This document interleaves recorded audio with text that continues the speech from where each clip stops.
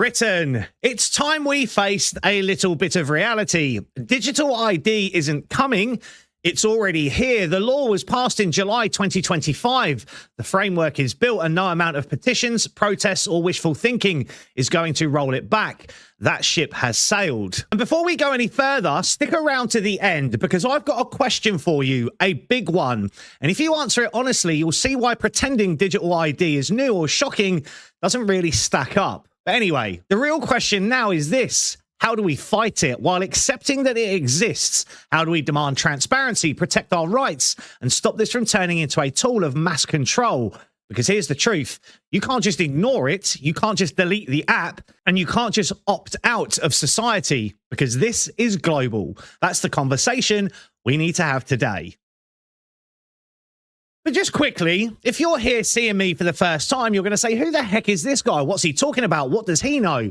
Well, I've been covering this for over a year. One of the only content creators who covered the data use and access bill. I documented it in 5 different videos from November 2024 to June 2025. I've done endless videos on BritCard, digital ID, the digital pound on the Bank of England's website, the OneGov app, and everything that's going to be coming that everyone ignored. Here we are. Here's a few clips of me giving this information out. But it doesn't stop there. The bill also introduces digital verification services, creating a framework for centralized identity verification.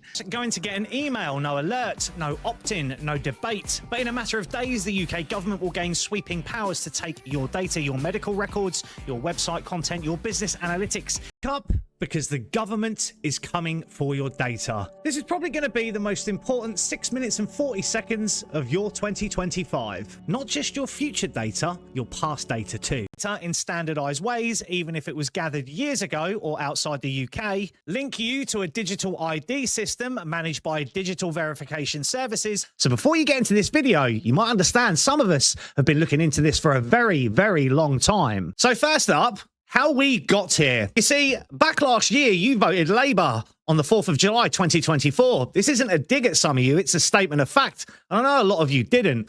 I spent the 6 months before that election warning people not to vote Labour or any of the uniparty, WEF-aligned establishment parties. This centralisation was always the agenda, but people didn't listen. Again, hopefully you're listening now and they are listening now, but I won't hold my breath because we have to remember there are still around 10 million people in this country who will always vote Tory or Labour or the Lib Dems no matter what. And they're the same people that will sign up to this digital ID. Just like that. Then after Labour were in power, they did exactly what many of us feared. In October 2024, they pushed the Data Use and Access Act through Parliament, the legal backbone for digital ID. By June 2025, it was law. No public vote, no clear mandate, just a quiet bill slipped through Parliament and no one in the MSM told you about it. So that's when I made 15 videos on digital ID and digital control showing people what was really happening. But you didn't see those, did you? Because you weren't looking. And now people are suddenly panicking, signing petitions, hoping it'll go away. That's not how this works. Once the framework is law, you don't roll it back with wishful thinking. Spoiler, data isn't new. You gave it away. And let's get this straight. Data itself isn't evil. You've been giving it away for a decade. Every time you unlocked your phone with your face, every time you scanned your fingerprint, every tap and go payment, every online purchase, every cookie you clicked accept, every T&C you agree to, you've been building your own digital profile for years. Companies and governments already know more about you than you probably know about yourself. But the difference is this: digital ID doesn't just collect your data, it centralizes it. It becomes the master key to your life. So what does digital ID mean in practice? What will this look like going forward? Well, first up, banking and finance. Digital ID to open a bank account, transfer your money, or prove your earnings. Then there's healthcare, NHS records linked without your ID, no appointments, no prescriptions. Then travel, airports, borders, even trains expect ID scans to become the norm. Then we've got benefits and services, pensions, universal credit, council services, all locked behind one profile. Then there's the online life, social media platforms, apps, even email. Imagine being banned from everything with a single click. And here's where it gets even more serious.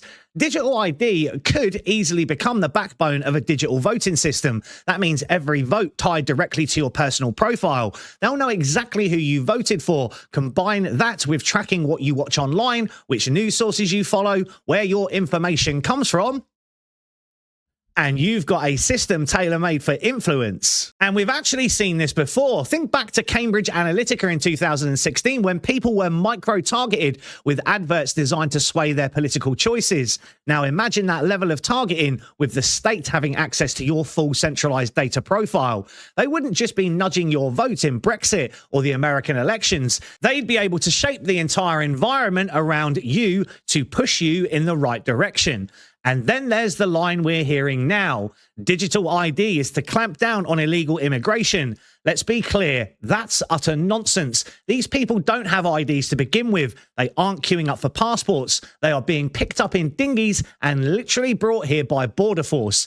Digital ID will not stop that. And what about cybersecurity? Do we really trust this government to house all our most sensitive data in one giant database? In the last year alone, over 40% of UK businesses and a third of charities reported cyber breaches. Government departments have lost or had laptops and phones stolen. The NHS has been hit by ransomware. Even the Electoral Commission, the people running our elections, had its voter register hacked. These are the same people telling us they'll keep a centralized digital ID database safe. Pull the other one. And let's not even get started on Heathrow Airport and Jaguar. And don't go thinking these databases are some future dream. They already exist. They've been built in prep for this. Look at Swindon. There are multiple data centers there housing private, public and financial records, even infrastructure tied to AWS and major banks. Nationwide has its data hub there. These are the physical places where your information already lives. If one goes down or one gets breached, the fallout is national. But is it all actually bad? Well, not necessarily. I've never hidden my face, and I won't start now. And when anonymity disappears, so do the keyboard warriors. You see, the trolls who hide behind fake names and avatars to abuse, dox and threaten others online. Well, digital ID would make every comment traceable, every post accountable. Those who thrive on faceless hostility would vanish overnight because they become exposed. So yes, we have to agree it's a powerful system that could be abused, but it also has the potential to clean up the online space and force some long overdue honesty. The question is, who controls it and what limits are in place? And one more thing, the only people I genuinely feel sorry for is all the elderly pensioners who aren't tech savvy. For them, a centralized app-based digital ID system could mean exclusion, stress, or even losing access to services if they can't navigate the tech. That's the hidden cruelty in this. The people least able to adapt will likely be the ones hit the hardest. Then we also have to think about censorship. We already see it. Social media already bans people for saying the wrong thing. Imagine when there's no hiding behind a username. Every post, every like, every word tied directly to your legal ID. Some people will say to me, I bet you're worried. No, I'm not, because I've been doing this for 3 years. My face has been out there. My videos get posted because I don't post misinformation. And if you do, though, step out of line, it's not just your social media account at risk. It could be your banking, your benefits, and your travel. And it's the illusion of choice. They'll tell you it's voluntary, but how voluntary is it if every single essential service requires it? It's like smartphones. Technically, you don't have to own one, but try living in 2025 without one. Well, that's the future of digital ID. So how do we really fight back? We accept, for a start, that digital ID is here. We fight to make it accountable. That means instead of signing petitions to stop it, we demand transparency. If it's tied to an app, we want to know exactly what it's tracking. Location, spending, browsing, voice data, everything. Independent oversight, not Labour, not the Tories, not a cosy panel of mates. Real oversight, real people with teeth who will scrutinise it. And the right to opt out of non-essential tracking. If I want to buy a coffee, you don't need my medical history. And guarantees of access. No government should be able to switch off your banking or healthcare because of your politics, protests, or your opinions. And we need clear limits on data sharing. No backdoor deals deals with corporations, no selling your data to the highest bidder. Because ultimately, we can't stop the tech, but we can stop the tyranny. Because the bigger picture is this. It's global. Don't think this is just Britain. The EU is rolling out a digital wallet. The World Economic Forum has been promoting digital ID standards for years. Canada, Australia, and New Zealand are on the same path. This is a global shift, not a Labour experiment. Reform UK can challenge it here, yes, but this is the direction of travel across the West. Companies are already adhering to it, changing their systems. The world is adjusting to it. And then we have to make the internet parallel. Just think back to the 1990s, the birth of the internet. Some said it was the end of freedom. Others said it was the dawn of opportunity. Both were actually correct, because the internet gave us free information and global connection, and we plugged into it without any thought. But it also gave us scams, hacks, and surveillance. Social media came around, same story. It gave us a voice, then they censored it. And digital ID is the 2025 version of the same crossroads. It could make life smoother. Under the wrong hands, it becomes the ultimate tool of control. So what happens if we don't push back? Well, if we sleepwalk into this, here is the future. You will likely need your ID to get a job, board a train, see a doctor. You will be permanently monitored. Not that you aren't already. One wrong word online could cost you your bank account. We've already got people going to jail for it. Your rights will only exist if your app lights up green. It's a social credit system. That isn't paranoia, it's the logical conclusion of centralized digital control. And here's my closing message. And let's not forget that question. Here's the truth. Digital ID is here. You can't vote it away. You can't wish it away, but you can demand safeguards, transparency, and accountability. We need to shift what we're demanding. And here's the bigger point. This shift isn't all bad. Digital ID could mean stronger security, faster services, and more efficiency. In principle, it isn't a terrible idea. The danger is how it's used and who actually controls it. Because whether we like it or not, we are standing at the gates of the fourth industrial revolution. We've already walked through it. A digital society powered by AI, robotics, and data. This is the start of a new age. The tide is in. The waves have already crashed down in a devastating blow. What matters now is not pretending it'll all just go away, because it won't. What matters is whether we shape this technology to work for us or whether it's shaped to work against us. And here's where you come in. Share this with as many people as you can. Wake people up. You might have been asleep, maybe you haven't. I've been fighting this since 2024. I made what I still believe was the most important video of that year. Most missed it. In 2026, do I come back again and say I told you so? Or do we actually make the future work for us?